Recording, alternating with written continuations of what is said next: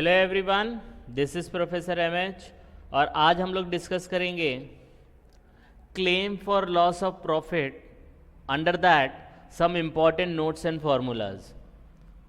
तो अगर आपने मेरा लास्ट वीडियो रेफ़र किया होगा तो वहाँ पे हम लोग ने देखा था कि लॉस ऑफ प्रॉफिट के लिए क्यों क्लेम किया जाता है और क्या मतलब है, लॉस ऑफ प्रॉफिट का क्या मतलब है और इसे क्यों किया जाता है। That we did in the last video.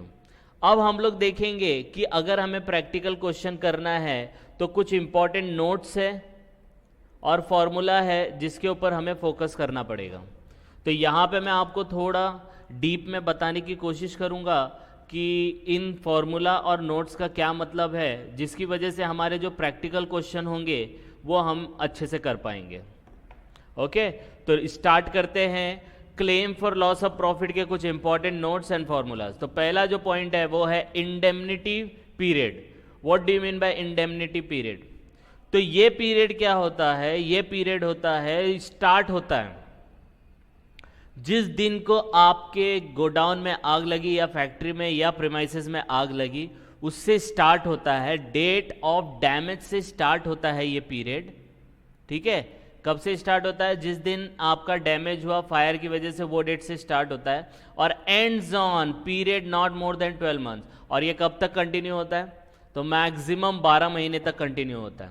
तो समझो अगर आपकी आग आपको लगा तो समझो 1 जनवरी 2020 को आग लगा जिसकी वजह से डैमेज हो गया गुड्स, तो 1 जनवरी 2020 से लेके मैक्सिमम वो कितने पीरियड तक जाएगा?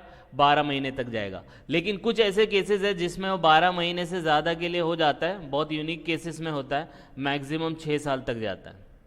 ठीक है, तो ये चीज़ आपको याद रखनी है। तो ये इंडेमनिटी पीरियड क्या होता है? ये वो पीरियड होता है, वो टाइम होता है जिस दिन आपका डैमेज हुआ ड्यू टू फायर, वो डेट लेने का, और इसके आगे आपको जाना है 12 महीने तक। ठीक है, कितने महीने तक जाना है? आगे तक जाना है, कहां तक? 12 महीने तक जाना है।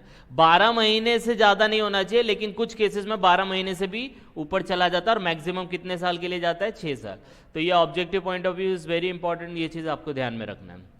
फिर इसका कुछ इंपॉर्टेंट यहाँ पे नोट दिया था कि turnover during this indemnity period should be adjusted with the amount of goods and services sold and provided to arrive at adjusted turnover. अब क्या होता है, जिस दिन अपना डैमेज हुआ फायर की वजह से तो हम लोग का बिजनेस बंद हो जाता है। अब बिजनेस बंद हो जाता है तो हम लोग अपना बिजनेस तो छोड़ नहीं सकते करने के लिए, तो हम क्या करते हैं, हमारा जो भी गुड्स है या सर्विस है, हम जहाँ डैमेज हुआ वहाँ से हट के कहीं और एरिया या कहीं और ऑफिस से हम लोग अपना गुड्स और सर्विस बेचना स्टार्ट कर देते हैं। तो ये इंडेमनिटी पीरियड जो भी हम लोग सेलेक्ट करेंगे या जो भी हमारा होगा, उसका जो टर्नओवर होगा उसको हम लोग एडजस्ट करेंगे कि जितना भी हमने गुड्स या सर्विस बेचा होगा to arrive at adjusted turnover, क्योंकि हमें एडजस्टेड टर्नओवर की ज़रूरत पड़ेगी फॉर कैलकुलेशन ऑफ क्लेम। तो एडजस्टेड टर्नओवर निकालने के लिए जितना भी गुड्स और सर्विस हम लोग ने इस पीरियड के दौरान बेचा है, इंडेमनिटी पीरियड के दौरान बेचा है, उसको हम लोग एडजस्ट करेंगे, चाहे वो हमारे सेम प्रीमाइसेस से हो या हमने कहीं और प्रीमाइसेस से वो माल को बेचा हो। तो यहाँ मतलब बोलने का ये है कि हमें जब एडजस्टेड टर्नओवर की ज़रूरत पड़ेगी, टर्नओवर की जब ज़रूरत पड़ेगी, तो ये पीरियड के दौरान, ये जो इंडेमनिटी पीरियड हम लोग ने निकाला था, इस पीरियड के दौरान जितना भी सेल किया होगा, चाहे हम वही जगह से सेल करें जहाँ पे हमारा ओरिजिनल बिजनेस था या कहीं और जगह से हम लोग सेल करें, वो भी हमें काउंट करना है। आई बात समझ में? यस और नो? नेक्स्ट दिया है, this policy does not cover loss due to electric installation failure. आपको याद रखना है कि claim for loss of profit में कोई भी इलेक्ट्रिकल इंस्टॉलेशन फेलियर हो जाता है, उसकी वजह से अगर लॉस हुआ तो इसमें ये चीज़ कवर नहीं होती। तो इलेक्ट्रिकल इंस्टॉलेशन फेलियर का इस पॉलिसी के अंदर इसको कवर नहीं किया जाता। फिर नेक्स्ट जो इंपॉर्टेंट नोट दिया है that is standard turnover. Standard turnover नाम से पता चल रहा है कि टर्नओवर लेना है, लेकिन इट शुड बी स्टैंडर्ड। अब ये क्या होगा कि जिस दिन आग लगी उस दिन के आगे वाला पीरियड जो होता है वो इंडेमनिटी पीरियड होता है, बराबर है। लेकिन वही पीरियड अगर समझो आपने 1 जनवरी 2020 आपने क्या लिया था, डेट ऑफ डैमेज किया था 1 जनवरी 2020 लिया था, और वो कब तक हुआ था? 31 दिसंबर 2020 तक गया था। अब यही पीरियड, ये कितना पीरियड हो गया, ये 12 पीरियड हो गया, 12 मंथ्स का पीरियड हो गया। अब इसके पीछे जाने का, इसके पीछे 12 मंथ का पीरियड जो होगा तो वो कब से स्टार्ट हुआ रहेगा, तो 1 जैन 2019 से लेके 31 दिसंबर 2019 होएगा, बराबर है। तो ये पीरियड जो होगा वो स्टैंडर्ड टर्नओवर में काउंट हो जाएगा। तो ये पीरियड के दौरान जितना भी टर्नओवर हुआ होगा उसको स्टैंडर्ड टर्नओवर कहते हैं। तो standard turnover is nothing but जो इंडेमनिटी पीरियड का टर्नओवर है तो वो पीरियड का करस्पॉन्डिंग मतलब उतना, अगर वहां 6 महीना लिया है तो उसके पीछे का 6 महीना, उसने 8 महीना लिया है तो उसके पीछे का 8 महीना, अगर उसने 12 महीने लिया है तो उसके पीछे का 12 महीने का। आई बात समझ में? That is called standard turnover. आई बात समझ में? यस और नो? नेक्स्ट दिया है एनुअल टर्नओवर। एनुअल टर्नओवर का कुछ मतलब नहीं, नाम से ही पता चला है। Turnover during the 12 months immediately before damage, damage से पीछे के 12 महीने के टर्नओवर को एनुअल टर्नओवर बोलेंगे। तो आप बोलेंगे सर यहाँ पे कंफ्यूजन हो रहा है कि स्टैंडर्ड टर्नओवर भी डैमेज के पीछे का था, एनुअल टर्नओवर भी पीछे का है। तो बच्चा एनुअल टर्नओवर एनुअल है मतलब 12 महीने का है, लेकिन स्टैंडर्ड टर्नओवर हो सकता है 12 महीने का भी हो, 13 महीने का भी हो, 10 महीने का भी हो, 8 महीने का भी हो, कुछ भी हो सकता है।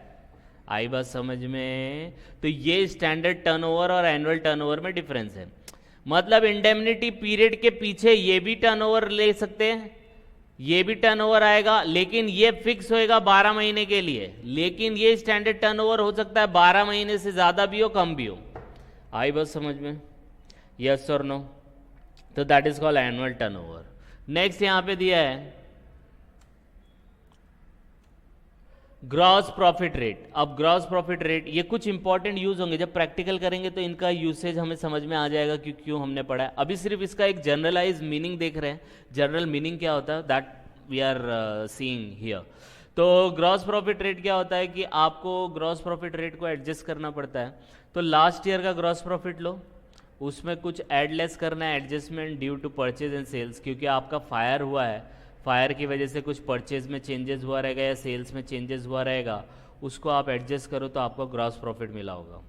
मतलब लास्ट ईयर आपका ग्रॉस प्रॉफिट 25% था, तो ये साल आपका ग्रॉस प्रॉफिट अलग हो जाएगा ना। क्यों? क्योंकि डैमेज हुआ है फायर की वजह से, तो परचेज एंड सेल्स में कुछ ना कुछ चेंजेस आया रहेगा, तो उस चेंजेस को आप एडजस्ट करोगे ग्रॉस प्रॉफिट में लास्ट ईयर के, तो करंट ईयर का ग्रॉस प्रॉफिट रेट मिलेगा।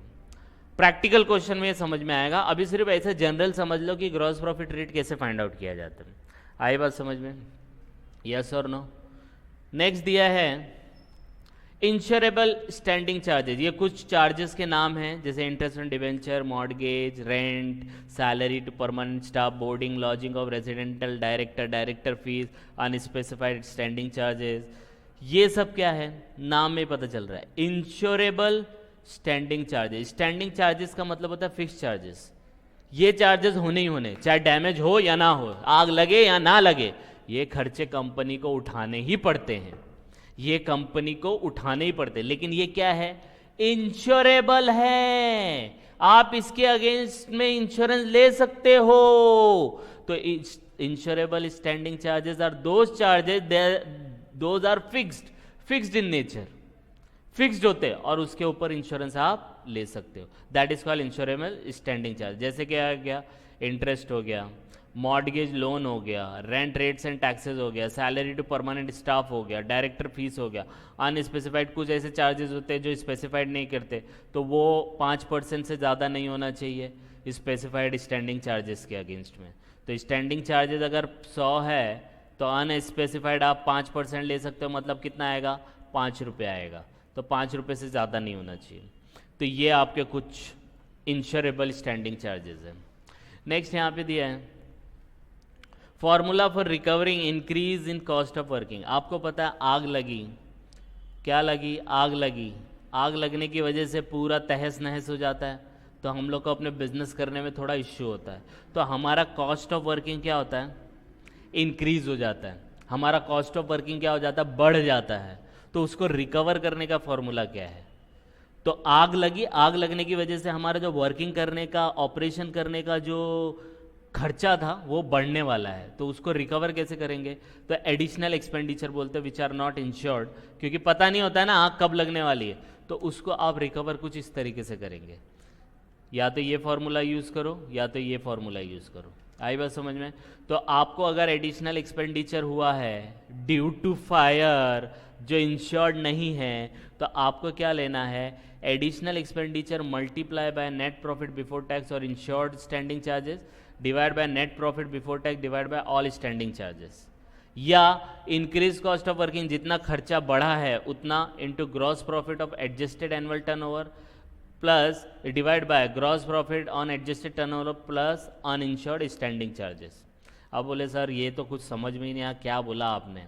तो मैंने क्या कहा, प्रैक्टिकल क्वेश्चन में समझ में आएगा कि हम लोग ये क्यों पढ़ रहे हैं, ठीक है?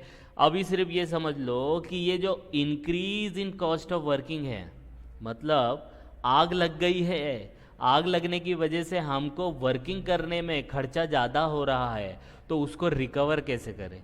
तो उसको रिकवर करने के ये फॉर्मूले हैं। आई बात समझ में? प्रैक्टिकल में बिल्कुल अच्छे से समझ में आएगा, अभी सिर्फ एज ऑफ नाउ उसको सिर्फ समझना है कि ये मतलब क्या है इस चीज़ का, ठीक है? नेक्स्ट पार्ट पे आते हैं। नेक्स्ट पार्ट बोलता है claim under loss of profit.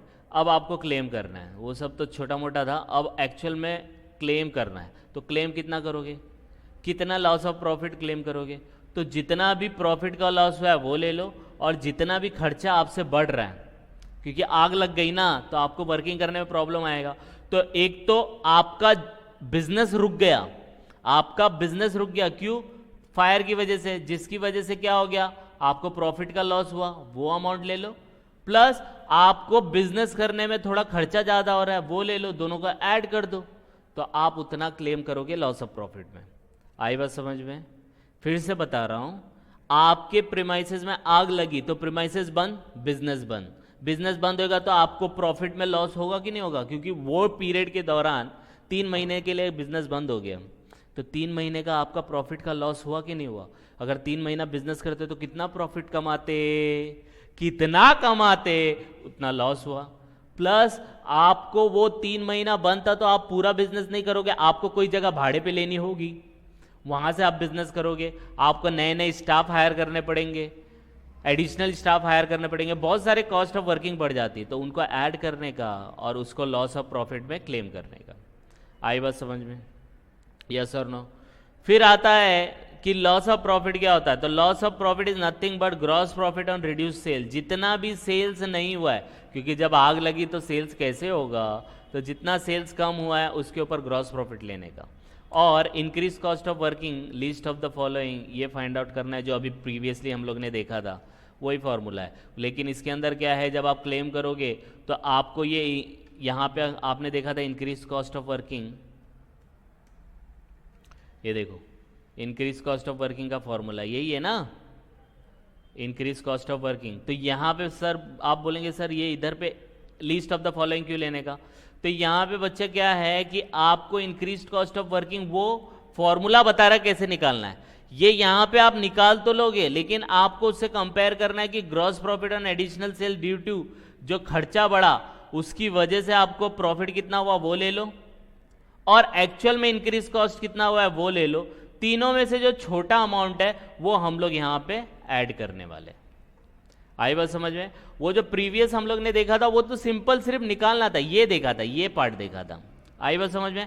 अब यहाँ पे क्या है, ये पार्ट निकालने के बाद एक्चुअल कितना हुआ और उस खर्चे की वजह से अपना सेल्स कितना बढ़ा, उस पर कितना ग्रॉस प्रॉफिट कमाया, वो तीनों को लेके लिस्ट ऑफ द फॉलोइंग लेने का। अब बोलेंगे सर इसका लॉजिक क्या है? इसका लॉजिक ये है बच्चा कि आपने खर्चा तो किया, फायर लगने की वजह से आपका एडिशनल खर्चा तो हो रहा है, लेकिन वो एडिशनल खर्चा करने से आपको प्रॉफिट कितना हो रहा है वो बताओ। तो यही तो है प्रॉफिट। वो प्रॉफिट कितना है, एक्चुअल खर्चा कितना है, और एक्चुअल खर्चा अगर आपको रिकवर करना है ग्रॉस प्रॉफिट के बेस पे या नेट प्रॉफिट के बेस पे, वो कितना है। तीनों में से लीस्ट फाइंड आउट करने का, और वो आप क्लेम करोगे, क्योंकि जो कंपनी से आप क्लेम करोगे तो वो बोलेगा ना, वो कम से कम फाइंड आउट करने की कोशिश करेगा, वो ज्यादा से ज्यादा देने की कोशिश नहीं करेगा।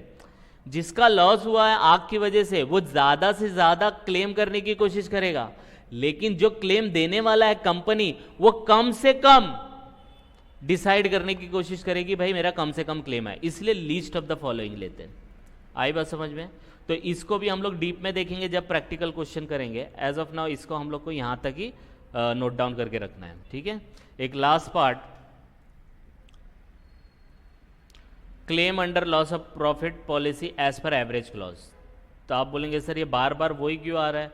तो बच्चा ये जो लास्ट टाइम किया, अभी ये जो इसमें किया 7th पॉइंट पे, ये क्लेम है, कितना आप क्लेम करोगे, बराबर है। और ये जो फॉर्मूला है ना, ये भी क्लेम है लेकिन एज पर एवरेज क्लॉज। हो सकता है आपका क्लेम, आपका लॉस सिर्फ ज्यादा नहीं हुआ लेकिन आपकी पॉलिसी ज्यादा की हो, बराबर है।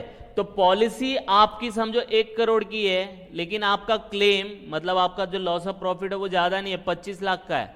तो आप 1 करोड़ में देखेंगे कि हम लोग को कितना हो रहा है, तो उसको एवरेज क्लॉज के हिसाब से डिसाइड करने की कोशिश करेंगे। तो 25 lakh is the actual claim, वो पॉइंट नंबर 7 में हम लोग ने देखा।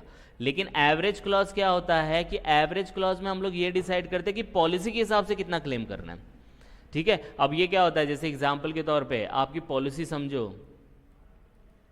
1 करोड़ की है, बराबर है, और आपका लॉस हो गया 1.25 करोड़, बराबर। तो आप क्या बोलेंगे, सर 1 करोड़ क्लेम कर दो। नहीं, ऐसा नहीं होता है। आपकी पॉलिसी 1 करोड़ की है लेकिन लॉस आप 1.25 करोड़ का कर रहे हो ना, तो आपको इस पॉलिसी के हिसाब से एडजस्ट करके देखना पड़ेगा, उसको बोलते हैं एवरेज क्लॉज। ये मैंने आपको लॉस ऑफ स्टॉक में भी समझाया था, आप वो वाला वीडियो मेरा देख सकते हो कि एवरेज क्लॉज का मतलब क्या है। तो इसमें हम लोग ने फॉर्मूला लिया है loss of profit into policy divide by gross profit on adjusted annual turnover, that we will see in the practical question. तो आप इसको 1-2 बार गो थ्रू करो और नोट डाउन करके रखो ये सब फॉर्मूला को और ये सब। तो ये जब सामने होगा तो हम जो भी प्रैक्टिकल क्वेश्चन करेंगे तो हमें उसे समझने में बहुत आसानी होगी, ठीक है। अभी ये तो थ्योरेटिकल पार्ट है, थ्योरेटिकल पार्ट में थोड़ा प्रॉब्लम आता है समझने में, लेकिन अब इस बेसिस पे ये वीडियो देखने के बाद और इसको नोट डाउन करने के बाद जब हम प्रैक्टिकल करेंगे तो हमें बहुत आसानी होगी प्रैक्टिकल सम करने के लिए, ओके। तो by the time you just go through it, और कुछ डाउट